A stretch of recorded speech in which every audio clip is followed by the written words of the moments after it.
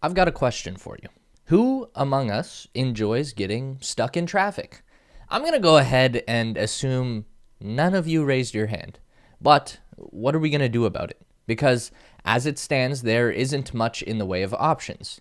We can either get jammed onto a freeway with a million other cars who are also going nowhere fast, or we can opt to be jammed into a train car or city bus with a bunch of other folks who are entirely too close for comfort. That is the problem that Elon Musk himself grappled with while deadlocked in California traffic.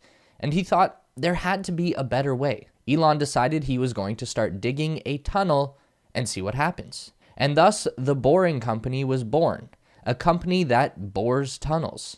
But that was several years ago, and we have yet to see Elon's tunnel-based urban utopia come to light. To be honest, we haven't really seen very much at all come out of the Boring Company. So what's the deal with that?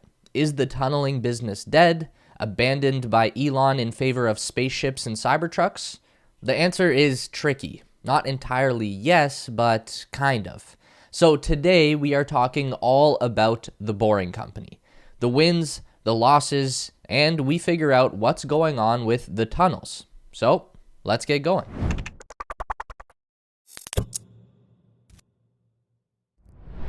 So we can assume that most people are familiar with the basics of the Boring Company. This is Elon Musk's vision for the transit system of the future. Everything goes underground where high-speed autonomous electric vehicles move from point A to point B. The vehicle side of things he's basically got figured out with Tesla, but we know that Elon is not the kind of leader that plays well with other people. So of course he needs to be in charge of tunneling as well. Obviously, digging tunnels is not a revolutionary idea on its own. We've been doing that for quite some time with pretty much every major city on the planet. We all know what a subway is, but as with all things that Elon gets involved in, he's looking at taking an existing product or process and doing it in the most efficient, effective, and affordable way possible.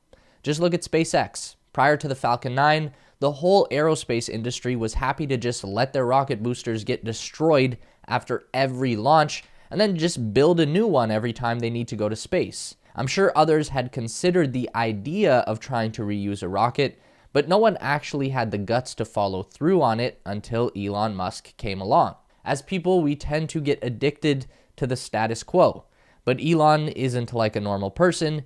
As some people speculate, he's more like an alien or something, an intervention to our addiction to sameness.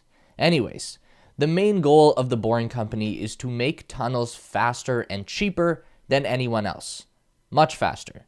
Elon found that traditional tunnel boring moves about 14 times slower than a snail.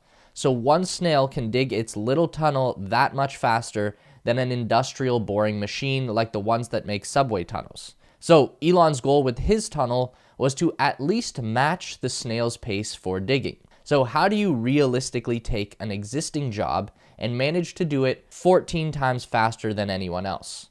The Boring Company's latest tunnel machine, called Prufrock, is significantly smaller and more powerful than traditional machines.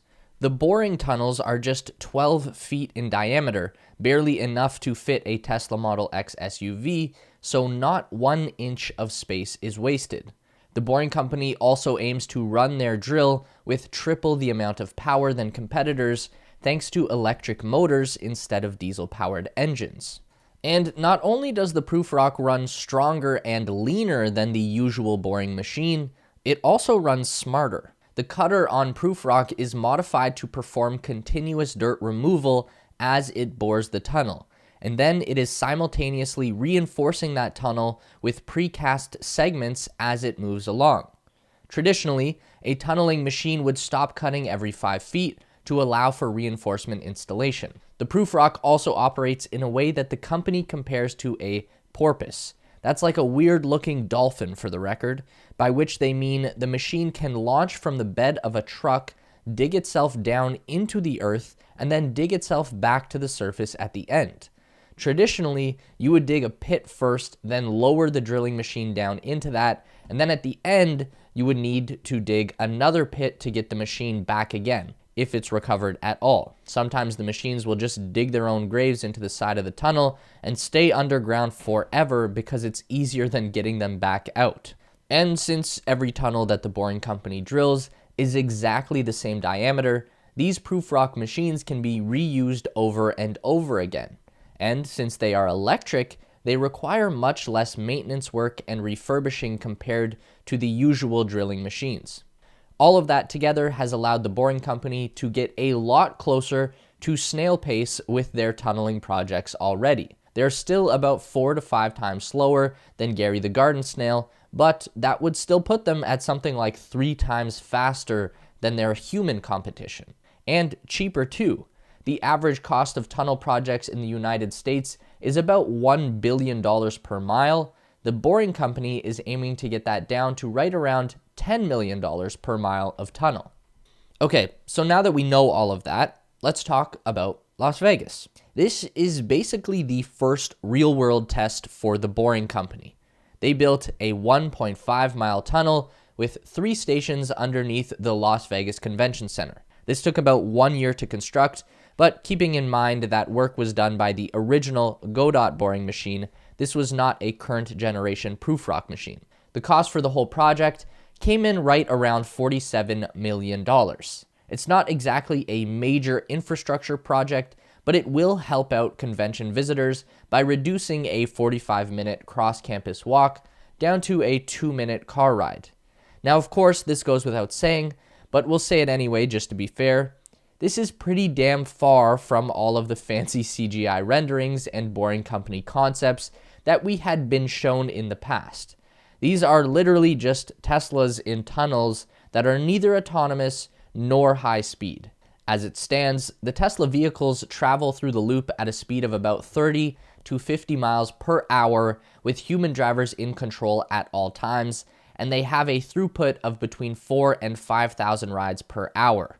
Occasionally, there is even traffic in the loops themselves, which was kind of the whole point of what we were trying to avoid, but it's a work in progress. Does this make the project a failure?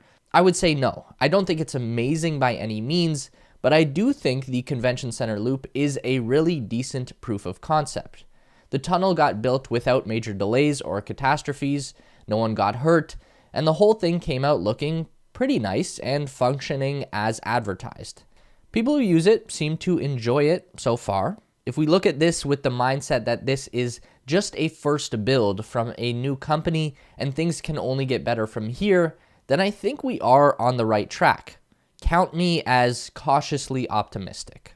For the next step, the Boring Company is going to be expanding their presence in Las Vegas to serve the majority of the city's downtown. The Clark County, Nevada Commissioners Board approved a franchise agreement with the Boring Company on October 20th, 2021 that gives them permission to install and operate a transportation system below the Vegas Strip. The Boring Company plans to install 29 miles of tunnels with 51 stations. Up to 57,000 passengers could reportedly be transported every hour using Tesla vehicles that will, in theory, eventually be able to drive autonomously at high speeds through the narrow tunnels, which is key for this to succeed. Without autonomy and high speed inside the tunnels, there is absolutely no way they will get even close to that number of people being moved. But with all of the developments we have seen from Tesla with their full self-driving program, which can now drive pretty damn well through inner city traffic with minimal human intervention, I can't see any reason why these cars shouldn't be able to rip through an empty tunnel on their own. There will also be no public funding provided to the construction of the Vegas Loop. The Boring Company will self-fund the entire project and earn back the expenses by collecting fares from riders. The company will pay a quarterly franchise fee to the city of Las Vegas in exchange for the use of their land or underland. I don't know the technicalities there.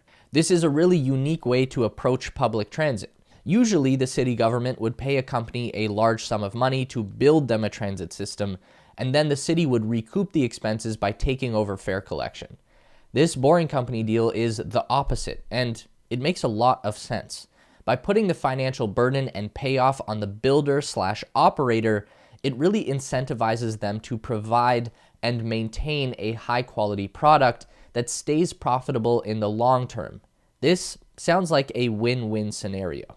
And there are even more opportunities coming up far away from Las Vegas. The Boring Company's proposal for the Las Olas Loop in Fort Lauderdale, Florida, was made public in November of 2021, revealing some more details about the new tunneling project. The Boring Company first submitted an unsolicited proposal for the loop on June 21st, 2021. Full details of the proposal were kept secret according to state law until recently, when confidentiality rules expired. The proposed tunnel system would bring passengers from Fort Lauderdale's Brightline rail station to the beach in 3 minutes.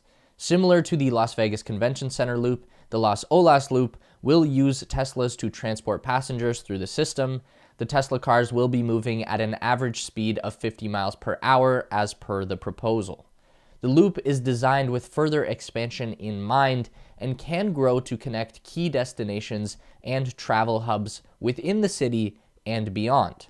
Much like their tunnel expansion under the Las Vegas Strip, the Boring Company is offering to pay the upfront costs of the Las Olas Loop themselves and receive compensation over the long term. Fort Lauderdale's Vice Mayor Heather Moraitis wrote in a letter to the state governor, "Building more bridges will congest our approximately 165 miles of intercoastal waterways, frustrate our marine industry and our commuters. While increasing rail options are a good thing, piling on top of current infrastructure doesn't make long-term sense. Tunneling is that cost-effective and cutting-edge solution." Now, this is all great news, but we do have to talk about the Boring Company's track record for actually bringing project ideas to reality, because at this point, it's not so great. Despite the many wins that the company has made, they've taken a lot of L's. There were the 405 freeway and the Dodgers Stadium tunnels in Los Angeles. Those both died in a regulatory no man's land of environmental reviews and lawsuits from residents. Then there was the Chicago O'Hare Airport Loop that was much hyped in 2018, but the incoming Mayor Lori Lightfoot, who took over in 2019, just wasn't interested in the project. Or the most ambitious of all Boring Company proposals, a high-speed loop between Washington, D.C. and the city of Baltimore, a distance of about 30 to 40 miles. Despite having support from the governor of Maryland and state officials, this project again went nowhere. It's been said by those in the construction industry that it's not the speed of your drilling machine that you have to worry about, it's the environmental reviews and approvals that dictate how your project moves forward. And so far, Elon hasn't been able to invent his way out of these approval processes. And that happens to be the exact thing that is holding up Elon's new Starship launch from the experimental rocket factory in South Texas. SpaceX is stuck waiting for FAA approval to launch their ship, ready or not. So that's where we are at with the Boring Company. What do you guys think? Is this tunneling idea all hype and no substance, or are they just in the early days of a business model that is going to grow into something on par with Tesla, SpaceX, and Neuralink? Drop your thoughts in the comment section below and leave a like if you found this video insightful. For more Tesla news delivered straight to your inbox, make sure to subscribe to our Tesla Space newsletter. We keep you up to date on all things Elon Musk, Tesla, SpaceX, Neuralink, and Boring Company in one quick and fun-to-read package. Link in the description to sign up. It's theteslaspace.com. And make sure to drag our emails over into your primary inbox so we don't get lost in the promotions tab. Also, don't forget to check out our new Space Race channel and subscribe over there for even more space exploration content. As always, if you want to continue to learn about everything regarding Tesla, SpaceX, and Elon Musk, we've got 2 more video options for you on the screen to check out. Don't forget to give this video a thumbs up today if you liked it, and subscribe to our channel for weekly content just like this.